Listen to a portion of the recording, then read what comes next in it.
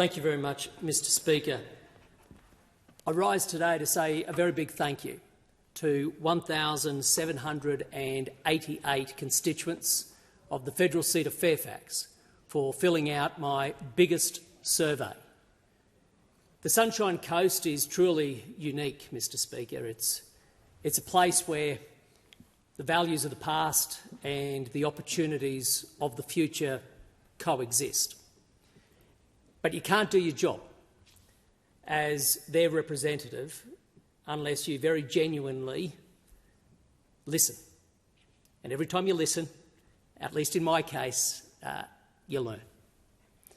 And let me just touch on three key themes that came out of the biggest survey, and with the assurance to constituents in the seat of Fairfax that we will be doing a very thorough, comprehensive analysis to identify not just key issues but what actions are required.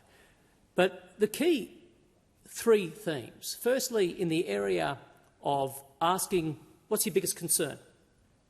There was a broad concern, and this won't surprise anybody, around cost of living. Despite us living in a piece of paradise on the Sunshine Coast, people are still doing it tough. And I think everybody in this chamber understands that.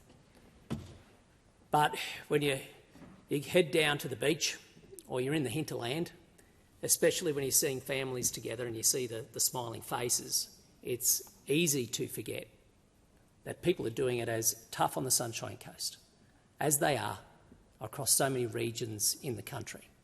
And that was indeed the number one concern. More locally, the concern was around infrastructure, especially infrastructure that can bust congestion. And two main projects were nominated based on the feedback. One was that heavy passenger rail line to go all the way through to the Maroochydore CBD. And I want to make mention too that we have well over 5,000 people on a petition for just that project.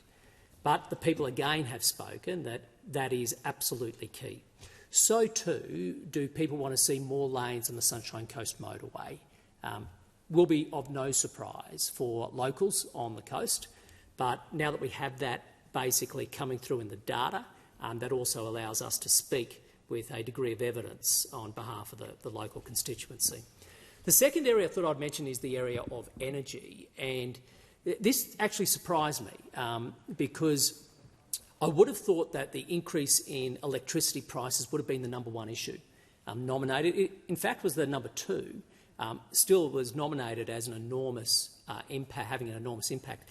But number one was actually people's fear of reliability. More than double the people who express concern around price are concerned about the lights going out in the future. And I certainly won't, given the time parameters of this speech, express my views on that topic, as I think my constituents know it's a topic on which I speak very frequently. But I found it interesting that, probably like me, one of the things that keeps Fairfax constituents up at night, to use that expression, is the fear that our grid is becoming more and more unreliable, and we do see threats of the lights going out. And that's more than interrupting the footy. This is about a genuine threat to the Australian economy, and that includes our area on the Sunshine Coast. Third area is taxation, and if there were a higher percentage response in terms of concerns around taxation, it was around superannuation more than anything. People fearing that they will be taxed in their retirement. I mean, of course, the Sunshine Coast is disproportionately represented by older Australians. I think people over the age of 65 represent about 16% of Australia, around over 20% on the sunny coast. So that was of no surprise either. But I only sort of touch on those key themes, Mr Speaker, to give an assurance to those at home on the Sunshine Coast that we hear you, we are analysing those results, and we're very grateful. There are few privileges in life one has than to represent your home and your friends and your neighbours, and everybody in this place has that honour.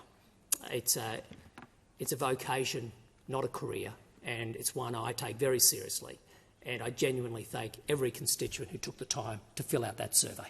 Thank you. The